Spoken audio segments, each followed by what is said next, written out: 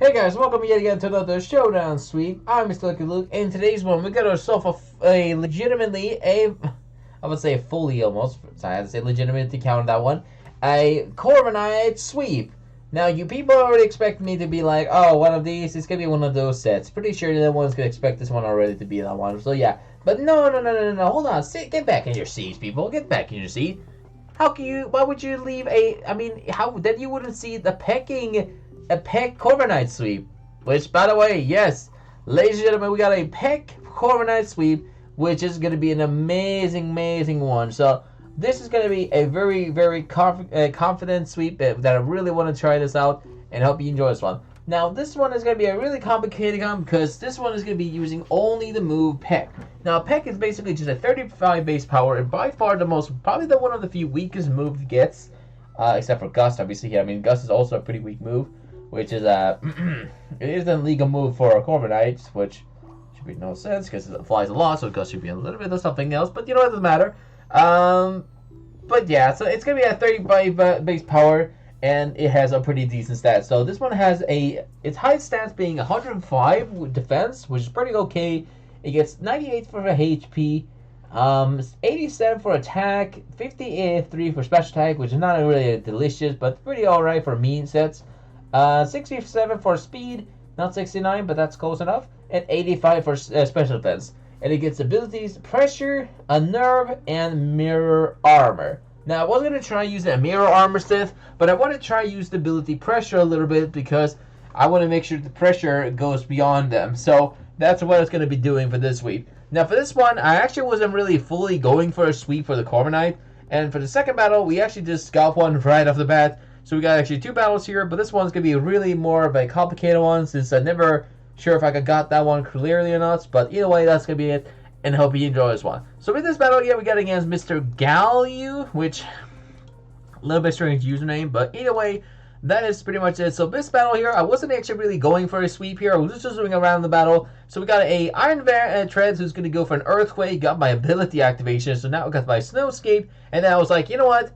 I just fainted myself. So I just took myself out, still being for the lulls, and it's going to go for the Ice Spinner. And next one comes in the Tickaton, and I want to just go for the Stealth Frog. And then pretty much going to go for the Gigaton Hammer, but however, it's going to go finish me off with a Max Attack Earthquake. And next one comes in Lucario, and I'm going to just go for the Stone Edge in case it's going to swap it into a different Pokemon, which I predicted that one, but sadly didn't.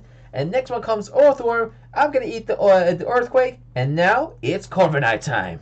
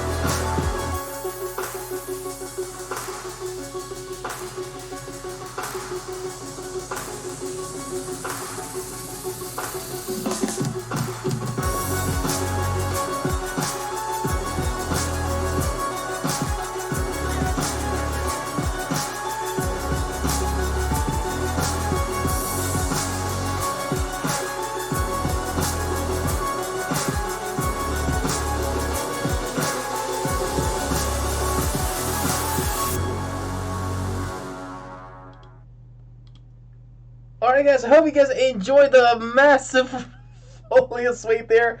And let's jump into the second battle here. So let's jump into this one and hope you enjoy that first battle. That was a really, really crazy one. And I managed to actually get the fully of experience of the sweep there.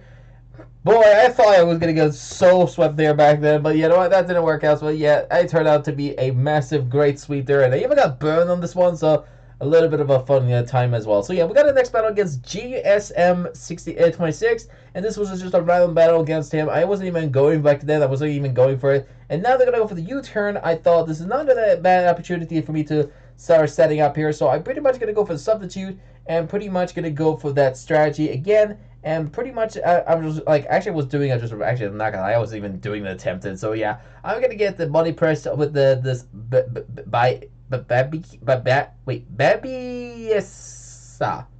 Don't know if that was a different language, but either way, I'm gonna get body pressed. And now it's Lucario time, first of all, because I actually was gonna try to go for a body press set. And I'm gonna get, it's gonna get the stamina ability. I'm gonna get the Earthquake on the face. And now Earthworm's going to go for his Shed Tail into the Corviknight.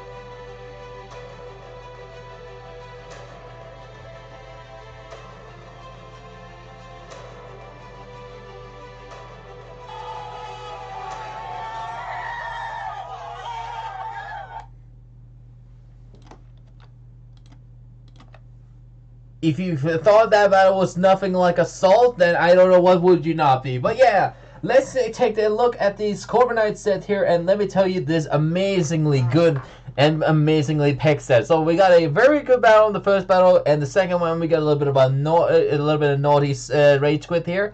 Not sure if that naughty really means anything, but anyways. So let's explain this Corviknight set here, and let me tell you how really trollish this one is. So Basically, this one is a bulk up, pick, roost, and taunt set.